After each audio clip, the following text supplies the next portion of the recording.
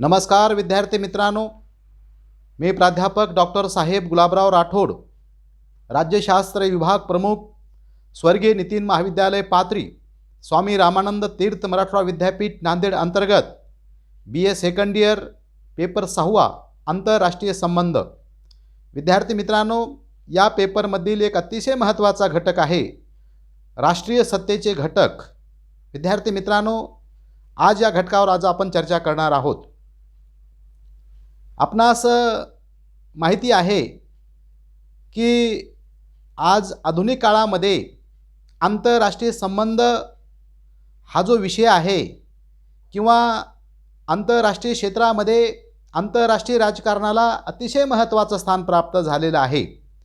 आणि आंतरराष्ट्रीय राजकारण हे जे आंतरराष्ट्रीय राजकारण आहे, हे राजकारण सत्तेभोवती आणि राष्ट्रीय हिताभोवती फिरत आहे।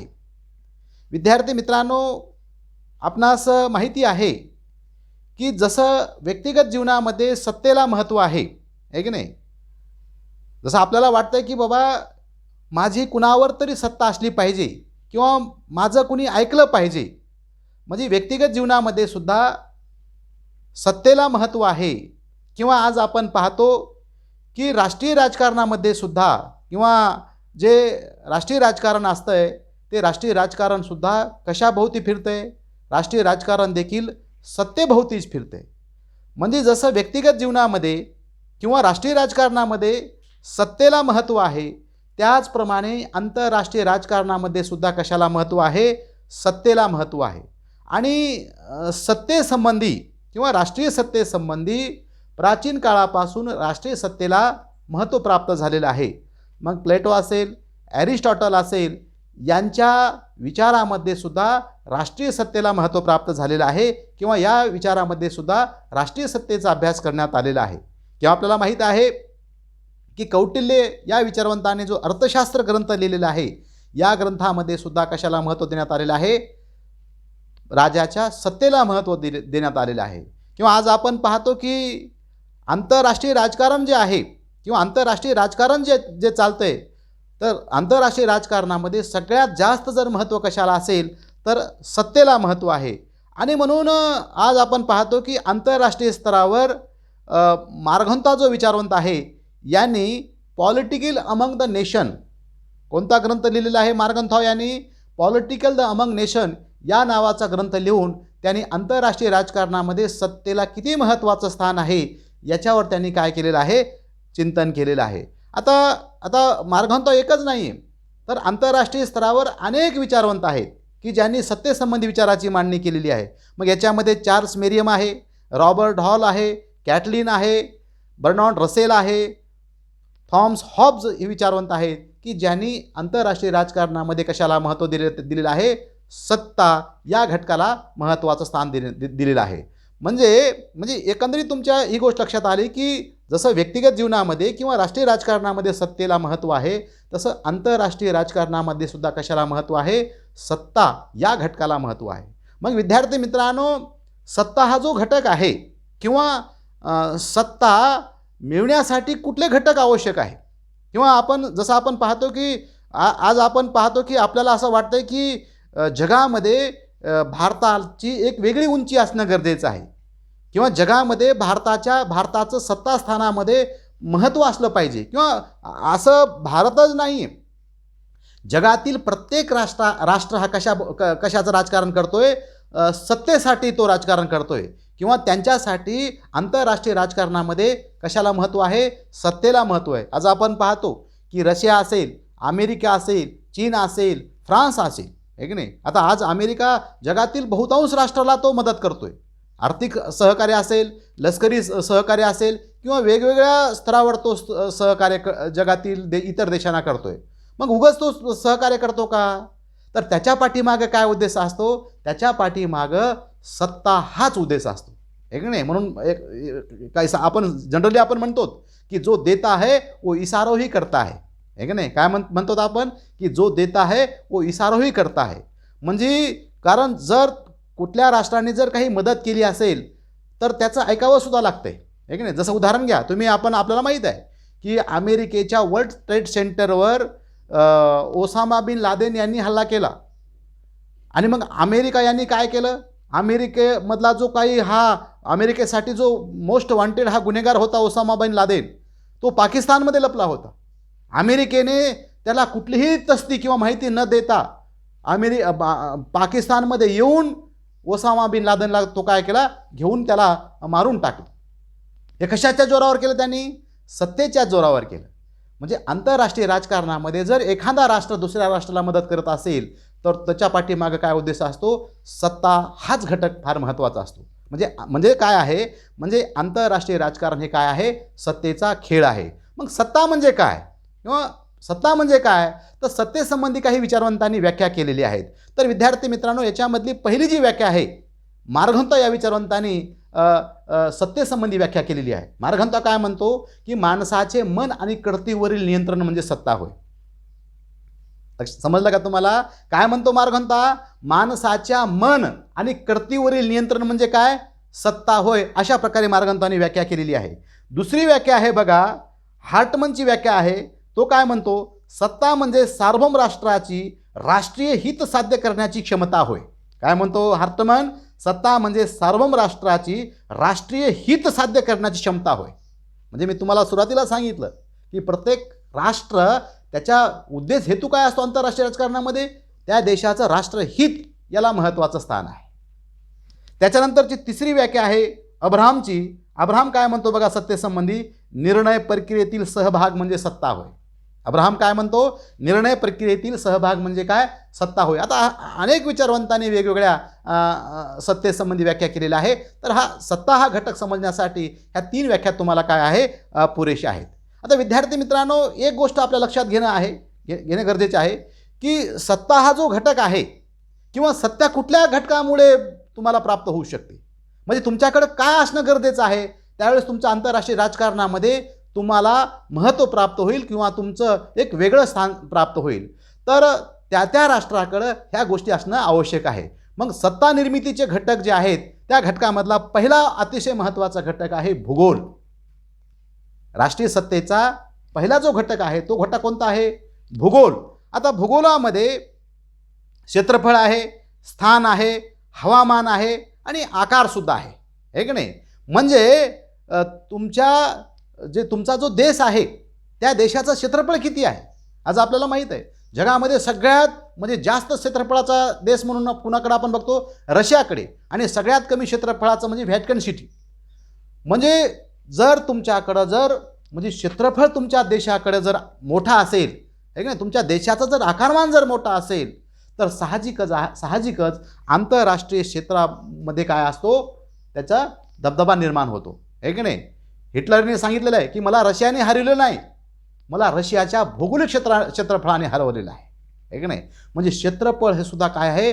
राष्ट्रीय सत्तेमधला अतिशय महत्त्वाचा घटक आहे. जर जास्त भूभाग तुमच्याकडे असेल तर साहजिकच आहे त्या ठिकाणी तुमच्या देशातील जे नागरिक आहेत, जे लोक आहेत, त्यांना राहण्यासाठी त्या ठिकाणी जागा उपलब्ध होईल किंवा अन्नधान्य पिकवण्यासाठी त्या ठिकाणी त्यांना काम करण्यासाठी त्यांना भूमी उपलब्ध राहील किंवा जे नैसर्गिक जे साधन संपत्ती तुम्हाला त्या ठिकाणी मिळणार आहे, तर अधिक भूगोल तुमच्याकडे असेल तर ते तुम्हाला काय येणार आहे? उपयोगी येणार आहे. किंवा अधिक जर तुमच्याकडे भौगोलिक क्षेत्रफळ असेल, जे परकीय हल्ले होणार आहेत, है की नाही, परकीय आक्रमण जे तुमच्यावर होणार आहे ते सहजासहजी तुमच्यावर आक्रमण होऊ शकत नाही, कारण त्यांची जर सैन्यामध्ये घुसलं तर त्यांना अनंत अडचणी त्यांच्याकडे निर्माण होऊ शकतो. म्हणजे आक्रमण हा सुद्धा राष्ट्रीय सत्तेचा काय आहे? अतिशय महत्त्वाचा घटक आहे. विद्यार्थी मित्रांनो, त्याच्यामध्ये भूगोलामध्येच तुमचं स्थान कुठं आहे, है की नाही? तुम्ही तुमचा देश कुठं वसलेला आहे. जर तुमच्या देशाच्या सीमा जर ह्या सगळ्या जर नैसर्गिक सीमा असतील, है की नाही, आजूबाजूनं डोंगर असेल, पाणी असेल किंवा परकीय हल्ले होण्यासाठी त्यांना नैसर्गिक अडथळ्यामधला जर देश असा त्याचा जो जर वसलेला असेल तर नक्कीच त्याचं सैन्य शक्तीवर त्याचा खर्च काय होईल? कमी होणार आहे आणि आंतरराष्ट्रीय स्तरावर त्याला सत्तास्थानामध्ये त्याला महत्त्व प्राप्त होणार आहे. विद्यार्थी मित्रांनो, याच्यामध्ये आणखी एक महत्त्वाचं भूगोलामध्ये आहे हवामान, है की नाही? हवामान सुद्धा भूगोल किंवा सत्तास्थानामधला फार महत्त्वाचा घटक आहे, है की नाही? जर आपण पाहतो की तुम्ही वेळोच्या वेळी तुमच्या देशामध्ये जर पाऊस पडत असेल तर नक्की तुमचा देश अन्नधान्याच्या बाबतीत काय होणार आहे? सक्षम होणार आहे. जर अवेळी पाऊस पडला तर तुमच्या देशामध्ये अन्नधान्य उत्पादन होईल का? होणार नाही. किंवा अतिथंड जे देश आहेत, हे की नाही, जसं आता कॅनडा हा अतिथंड देश आहे, किंवा अतिउष्ण देश, अतिथंडमध्ये लोक श्रम करणार नाही आणि अतिउष्ण देशामध्ये सुद्धा काय करणार नाही, म्हणजे लोक काम करणार नाहीत. आणि जर लोकांनी जर काम केलं नाही तर त्याचा इफेक्ट कुणावर होणार आहे? देशावर होणार आहे, हे की नाही. म्हणून जर चांगल्या प्रकारचं हवामान तुमच्या देशामध्ये जर असेल तर आंतरराष्ट्रीय राजकारणामध्ये तो देश नक्कीच प्रगतीपथावर जाईल. म्हणून राष्ट्रसत्तेच्या घटकामधला पहिला अतिशय महत्त्वाचा जर घटक कुठला असेल तर तो घटक कोणता आहे? भूगोल हा अतिशय महत्त्वाचा घटक आहे. विद्यार्थी मित्रांनो, सत्ता स्थानामधला दुसरा जो घटक आहे तो आहे नैसर्गिक साधन संपत्ती, आहे की नाही. तुम्हाला निसर्गाने काय भरभरून दिलेलं आहे? नैसर्गिक साधन संपत्ती तुमच्याकडे किती आहे की नाही? आपल्याला माहीत आहे काही धन जे आहे ते जमिनीवर आहे, पण त्याच्यापेक्षा सुद्धा जास्त जे धन आहे की नाही, जो साधन संपत्ती आहे ती कुठं आहे? जमिनीच्या खाली आहे की नाही. आज आपण पाहतो पेट्रोल असेल, ऑइल असेल, त्याच्यानंतर तुमचं रॉकेल असेल, किंवा असे जे अनेक असे खनिज द्रव्ये आहेत, असे अनेक खनिज द्रव्ये आहेत. मग जे तुमच्या औद्योगिकरणासाठी लागणार लोखंड आहे, ॲल्युमिनियम आहे, जस्त आहे, सोनं आहे, हे कुठं आहे? हे जमिनीमध्ये आहे.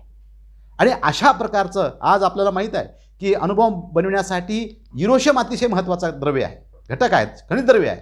आणि ज्या देशाकडे युरेनियम आहे आणि त्या देशाला आंतरराष्ट्रीय राजकारणामध्ये काय आहे? आज आपण पाहतो की जे अरब कंट्री आहे त्यांच्याकडे तेलाची साठी आहे. जगामध्ये दबदबा कोणाचा आहे? त्या देशाचा दबदबा आहे. युरेनियम ज्याच्याकडे आहे त्यांचा दबदबा त्या देशाचा दबदबा आहे. म्हणून तुमच्या देशाकडे जर नैसर्गिक साधन संपत्ती असेल तर आंतरराष्ट्रीय राजकारणामध्ये नक्कीच तुम्हाला काय होईल? एक वेगळं स्थान प्राप्त होईल. म्हणून राष्ट्रीय सत्तेच्या घटकामधला अतिशय महत्त्वाचा आणखी एक तो दुसरा घटक कोणता आहे? खनिज, नैसर्गिक साधन संपत्ती हा दुसरा महत्त्वाचा घटक आहे. विद्यार्थी मित्रांनो, राष्ट्रसत्तेच्या घटकामधला तिसरा महत्त्वाचा घटक आहे लोकसंख्या, आहे की नाही. तुमच्या देशामध्ये किती लोकसंख्या आहे? आज आपण पाहतो की भरपूर लोकसंख्या असलेले देश आहे. जसं उदाहरण घ्या, चीन आहे, भारत आहे, किंवा काही कमी लोकसंख्या असलेले देश आहेत. पहिल्या काळामध्ये असं म्हणायचं की जिकडं अधिक लोक आहेत विजय तिकडं, है नाही. जिकडं अधिक लोकसंख्या आहे विजय कुणाचा होणार आहे? त्या लोकांचा विजय होणार आहे, कारण त्यांच्याकडं अधिक मनुष्यबळ आहे.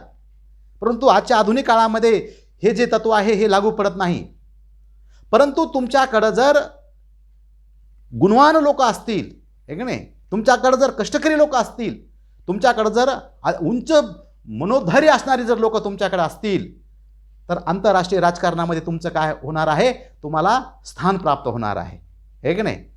म्हणजे जसं उदाहरण एखाद्या कुटुंबामध्ये बघा, तुमच्याकडे 10 मुलं आहेत, हे की नाही, पण काही कामाची नाही.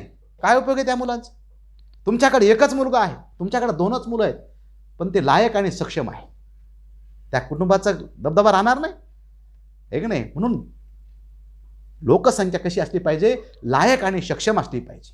आज आपण पाहतो की चीन सारखा देश अफाट लोकसंख्या आहे, परंतु तिथं प्रत्येक लोक तिथं काम करणारे आहेत. जपानमध्ये कमी लोकसंख्या आहे, परंतु सगळे लोक तिथं तंत्रज्ञानाशी जुटलेले लोक आहेत. आता आपल्या देशामध्ये चीनच्या तोडीची लोकसंख्या आहे, परंतु त्या मानाने आपल्याकडचे जे लोक आहेत तर त्या लोकांना कष्ट करण्याची काय आहे? गरज आहे. जर अधिक कष्टकरी, अधिक लायक, अधिक शिक्षिताबरोबर त्यांच्यामध्ये जागृती असणारे, काम करणारे जर लोक तरुण भारतामध्ये असतील तर नक्कीच आंतरराष्ट्रीय राजकारणामध्ये कुणाचा दबदबा निर्माण होणार आहे? भारत या देशाचा दबदबा निर्माण होणार आहे. म्हणून लोकसंख्या हा सुद्धा काय आहे? राष्ट्रीय सत्तेचा एक अतिशय महत्त्वाचा घटक आहे. विद्यार्थी मित्रांनो, याच्यानंतरचा अतिशय महत्त्वाचा आणखी एक सत्तेमधला घटक आहे तो म्हणजे औद्योगिकरण, आहे की नाही. तुमची औद्योगिक क्षमता कशी आहे? कारण तुमच्याकडे जर औद्योगिकरण तुमच्याकडे असेल, उद्योगधंदे तुमच्याकडे असेल तर नक्की तुमच्या राष्ट्रातील जनतेच्या जीवनमान काय करणार आहेत? तुम्ही सुधारणार आहात. म्हणजे जास्तीत जास्त इंडस्ट्री, उद्योगधंदे तुमच्या देशाकडे असणं गरजेचं आहे. आज आपण पाहतो की आज चायनामध्ये फार मोठी लोकसंख्या आहे. परंतु चायनाने जे काय आहे जगातील बहुतांश देशामध्ये त्यांचं चायनाने मार्केट विकसित केलेलं आहे. म्हणजे त्यांचे उद्योगधंदे तिथं चालू आहेत. आणि मग आपण जर एखादी चीनची वस्तू घेतली, चीनच्या एखाद्या वस्तू जर आपण खरेदी केली तर त्यांचा आपोआप पैसा कुठं जाणार आहे? चायनाकडे पैसा जाणार आहे. म्हणजे वस्तू खरेदी आपण करणार आणि पैसा कुणाकडे जाणार? चीनकडे जाणार. फायदा कोणत्या लोकांचा होणार? त्या देशातील लोकांचा होणार. म्हणून त्या ज्या देशाकडं औद्योगिक क्षमता, औद्योगिकरण जास्त आहे, अधिक ज्या क्वालिटीच्या कंपन्या त्यांच्याकडे आहे, नक्की त्या देशातील लोकांना काय मिळणार आहे? रोजगार त्या देशामध्ये मिळणार आहे. म्हणजे औद्योगिक क्षमता हा देखील राष्ट्रसत्तेच्या घटकामधला काय आहे? एक अतिशय महत्त्वाचा घटक आहे. आज आपण पाहतो, तुमच्या आता लक्षात आलं असेल की जगामध्ये अतिशय भयानक अशी महामारी सुरू आहे. कोणती महामारी आहे? कोरोनासारखी महामारी आहे, है की नाही? आज जगातील सगळे वैज्ञानिक जे आहेत ते कुठल्या वॅक्सिनसाठी ते दिवस रात्र करत आहेत? कोरोना वॅक्सिनसाठी ते दिवस रात्र करत आहेत. परंतु आज आपण माध्यमामध्ये बघतो, आपण पाहतो आपण की कोरोना जी वॅक्सिन आहे ती कुठल्या देशाने सगळ्यात अगोदर निर्माण केलेली आहे? भारत या देशाने निर्माण केलेली आहे, है की नाही? हा जगातील बहुतांश देशाचं जे काही मागणी आहे ती कुठल्या देशाकडे मागणी आहे? भारत या देशाकडे कोरोना वॅक्सिनची मागणी आहे. आता मला सांगा की जर कोरोना वॅक्सिन आपण जग ज्या वॅक्सिनकडे डोळे वटारून बघत आहे ती जर वॅक्सिन आपण भारत देशाने निर्माण केली असेल, मग जे देश आपल्याकडून घेणार आहेत ते कुणाच्या छत्रछायाखाली राहणार आहेत? भारताच्या छत्राखाली राहणार आहेत, है की नाही? उद्या इंटरनॅशनल पॉलिसीमध्ये त्यांना कुणाचं ऐकावं लागणार आहे? संकट काळामध्ये आपण त्यांना मदत केलेली आहे ना. म्हणजे अशा प्रकारे जर औद्योगिक ही क्षमतावान देश असेल तर त्या देशाच्या जगाच्या राजकारणामध्ये काय होणार आहे? दबदबा निर्माण होणार आहे, सत्ता निर्माण होणार आहे. म्हणून मी तुम्हाला म्हटलं की औद्योगिक क्षमता हा सुद्धा राष्ट्रीय सत्तेच्या घटकामधला काय आहे? अतिशय महत्त्वाचा घटक आहे. त्याच्यानंतरचा अतिशय महत्त्वाचा घटक आहे आर्थिक स्थिती, है की नाही? तुमच्याकडे पैसा किती आहे? आज जगामध्ये महत्त्व कशाला आहे? पैशाला महत्त्व आहे. ईसा पी न मुसाफी सबसे बडा है पीसा पी. पैसा बोलता है, पैसा चालता है. तुमच्याकडे आर्थिक गंगाजळी किती आहे? तुमच्याकडं ज्या देशाकडं म्हणजे भरपूर प्रमाणात मुबलक आर्थिक कुवत त्यांची मध्ये आहे, त्यांच्यामध्ये क्षमता आहे, दुसऱ्या देशाकडे त्यांना म्हणजे डोळे लावून बघण्याची गरज नाही त्यांना, है की नाही? म्हणजे तुमच्याकडे जर पैसा असेल, आर्थिक स्थिती जर तुमची मजबूत असेल तर आंतरराष्ट्रीय म्हणजे तुम्ही काही बी घेऊ शकतात. कुठलंही साधन तुम्ही घेऊ शकतात, कुठलंही तंत्रज्ञान तुम्ही खरेदी करू शकतात. कधी खरेदी करू शकताल तुम्ही? तुमच्याकडे पैसा असेल तरच खरेदी करताल ना. तुमच्या देशाची जर आर्थिक स्थिती मजबूत असेल, है की नाही? आज अमेरिका आपण बघतो, अमेरिका सगळ्याला दाबण्याचा प्रयत्न करतो, सगळ्यावर वर्चस्व निर्माण करण्याचा प्रयत्न करतो. कशामुळं? त्याच्याकडे तो आर्थिक सुबत्तेमध्ये काय आहे? तो पॉवरफुल आहे. रशिया पॉवरफुल आहे, चायना पॉवरफुल आहे. आंतरराष्ट्रीय राजकारणामध्ये दबदबा कुणाचा आहे? त्या देशाचा आहे. म्हणून आर्थिक स्थिती हा सुद्धा राष्ट्रीय सत्तेच्या घटकामधला काय आहे? अतिशय महत्त्वाचा घटक आहे. विद्यार्थी मित्रांनो, याच्यानंतरचा आणखी एक महत्त्वाचा घटक आहे तो म्हणजे तंत्रज्ञान. आज आधुनिक काळामध्ये महत्त्व कशाला आहे? तंत्रज्ञानाला महत्त्व आहे. जितकं जास्त तंत्रज्ञान तुमच्याकडे आहे तितकी ताकद तुमची निर्माण होणार आहे. मी तुम्हाला सुरुवातीला सांगितलं की जे धन आहे ते काही जमिनीच्या वर आहे, पण मुबलक जे धन आहे ते कुठं आहे? जमिनीच्या खाली आहे. तुमच्याकडं पेट्रोल आहे, तुमच्याकडं जे काही खनिज मुबलक तुमच्याकडे खनिज द्रव्य आहे, पण ते जमिनीच्या पोटातून बाहेर काढण्यासाठी तुमच्याकडे काय पाहिजे? तंत्रज्ञान पाहिजे की नाही? ते बौद्धिक कौशल्य तुमच्याकडे पाहिजे की नाही? है की नाही? आज आपण म्हणजे हे तंत्रज्ञान आवश्यक आहे. तुम्ही किती तंत्रज्ञान विकसित आहात. आज दळणवळणाची साधनं आहेत, इंटरनेट आहे, म्हणजे अनेक असे तुमच्याकडे किती तुमचे मुलं मोबाईल वापरतात, किती जगाचे नॉलेज तुम्ही किती त्यांना इंटरनेटची सुविधा तुम्ही देऊ शकतात. कारण आजचं नॉलेज हे त्याच्यात समावलेलं आहे, तंत्रज्ञानामध्ये आजचं नॉलेज समावलेलं आहे. म्हणजे तुम्ही जितकं अधिक अधिक तंत्रज्ञान तुम्ही अवगत करताल तितकं तुमचा देश काय होणार आहे, मोठा होणार आहे. म्हणून तंत्रज्ञान हे तुम्हाला ह्या गोष्टी समजल्या असतील की जितकं तुमच्याकडे तंत्रज्ञान अधिक त्या देशाकडे आहे त्या देशाचा आंतरराष्ट्रीय राजकारणामध्ये काय होणार आहे, दबदबा निर्माण होणार आहे. सैन्य शक्ती, त्याच्यानंतर की तुमच्याकडचं सैनिक कसं आहे, तुमच्या सैनिकाचा मनोबल कसा आहे, तुमच्या सैनिकाकडे किती आधुनिक तंत्रज्ञान तुमच्या सैनिकाकडे आहे की नाही. आज लढाई काही आमने सामनेची लढाई नाही आहे. आज काही काही देशांनी तर आपण बघितलंय त्यांच्या सीमेवर त्यांनी म्हणजे रोबोट तयार केले, त्यांनी त्यांच्याबरोबर आपल्याला युद्ध करायचं आहे. अशा अनेक तंत्रज्ञान युक्त जे काही ज्यांच्याकडे सैनिक आहे, अत्याधुनिक हत्यारच ज्यांच्याकडे आहेत हे की नाही. अमेरिकेमधला जे सील कमांडो किंवा भारतीय सैनिक, आता जगामध्ये सुद्धा भारतीय सैनिकाचा फार मोठा दबदबा आहे. आपल्या देशामध्ये जर सगळ्यात जास्त विश्वास जर आपला कुणावर असेल तर तो आपला कुणावर आहे, विश्वास सैनिकावर आहे. रात्रंदिवस सैनिक सीमेवर ते लढत आहेत. तरुण मुलं देशासाठी बलिदान देत आहेत. कुठल्याही प्रकारची जीवाची तमान न बाळगता आपल्या देशासाठी लढणारे जर सैनिक आणि आधुनिक तंत्रज्ञान युक्त त्या देशाचे जर सैनिक असतील तर आंतरराष्ट्रीय राजकारणामध्ये काय होणार आहे, त्या देशाचा दबदबा निर्माण होणार आहे. म्हणजे सैनिक शक्ती आणि सैनिकी शक्ती तंत्रज्ञान युक्त हे सुद्धा आंतरराष्ट्रीय राजकारणामधला सत्तास्थानामधला एक महत्त्वाचा घटक आहे. विद्यार्थी मित्रांनो, सत्तेच्या घटकामधला आणखी एक महत्त्वाचा घटक म्हणजे मनोबल, राष्ट्रीय मनोबल. तुम्ही तुमच्या देशावर किती प्रेम करता.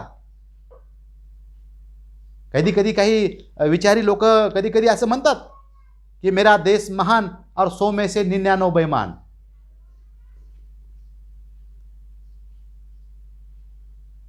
तुम्ही जर तुमच्या देशामध्ये जातीच्या नावावर, धर्माच्या नावावर, वंशाच्या नावावर, देवधर्माच्या नावावर जर तुमच्यामध्ये विसंवाद असेल तर तुम्हाला परकीय शक्ती येऊन तुम्हाला मारण्याची आवश्यकता नाही.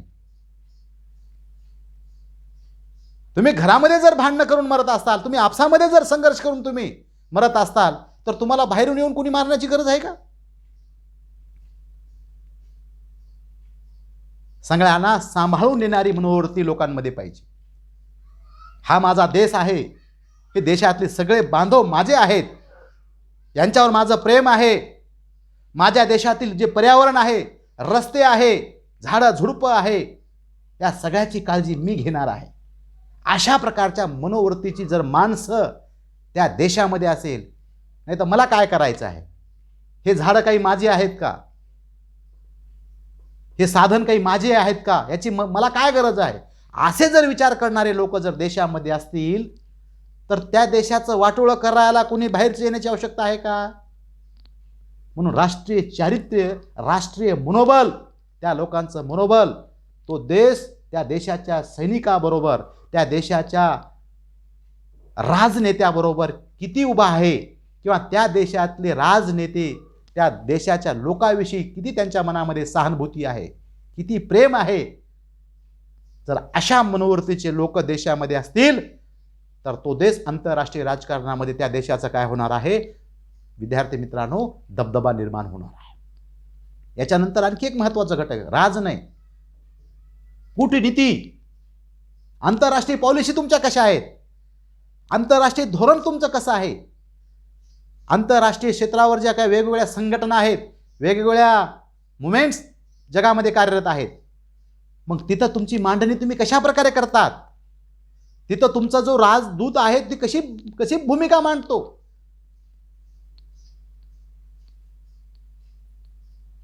हे सुद्धा आंतरराष्ट्रीय राजकारणामधला सत्तेमधला महत्त्वाचा घटक आहे. नंतरचा महत्त्वाचा घटक तुमचा नेतृत्व, नेता कसा आहे तुमचा, देशाला पुढे नेणारा नेता कसा आहे. आपल्यामध्ये नेहमी म्हणतात की 100 मरावी परंतु 100चा पोशिंदा मरू नये. काय म्हटलं जातं, 100 मरावे पण 100चा पोशिंदा मरू नये.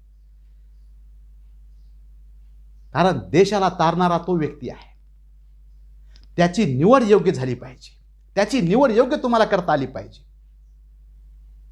देशाचं नेतृत्व जर कुशल असेल, चालाक असेल, देशहित हे त्याच्या मनामध्ये जर ठासून भरलं असेल तर आंतरराष्ट्रीय राजकारणामध्ये कुणाला स्थान प्राप्त होणार आहे?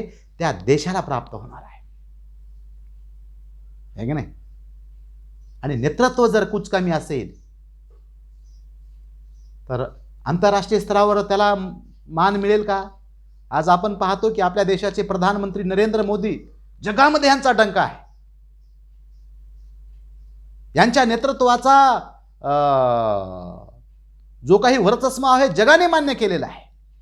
आणि आज आपण पाहतो की आंतरराष्ट्रीय जी काही नीती तत्त्वे आहेत ती वेगळ्या उंचीवर आपली गेलेली आहेत. म्हणून नेतृत्व हे सुद्धा काय आहे? आंतरराष्ट्रीय राजकारणामधला सत्तेमधला एक अतिशय महत्त्वाचा घटक आहे. आता असे अनेक घटक आहेत विद्यार्थी मित्रांनो. तुमच्या देशाची विचारप्रणाली सुद्धा तुम्हाला तारणारी आहे, कारण विचार परिवर्तन ही हर परिवर्तन का मूल होय. तुमच्या देशाची विचारसरणी कशी आहे? त्या तुमच्या देशाच्या लोकांचा त्या विचारसरणीवर विश्वास आहे का? हे की नाही? म्हणजे विचारसरणी सुद्धा राष्ट्रसत्तेच्या घटकामधला एक अतिशय महत्त्वाचा घटक आहे विद्यार्थी मित्रांनो. तर आपल्या लक्षात असणं गरजेचं आहे की सत्ता हा अतिशय महत्त्वाचा घटक आहे आणि ज्याच्याकडे ह्या वरील साधनयुक्त देशाकडे आहे त्या देशाचं आंतरराष्ट्रीय राजकारणामध्ये सत्तास्थानामध्ये त्याचं काय होणार आहे? महत्त्व प्राप्त होणार आहे. विद्यार्थी मित्रांनो, हा अतिशय महत्त्वाचा घटक आहे आणि हा भाग आपल्याला नक्की समजला असेल अशी मला या ठिकाणी खात्री आहे. मी या ठिकाणी थांबतो. धन्यवाद.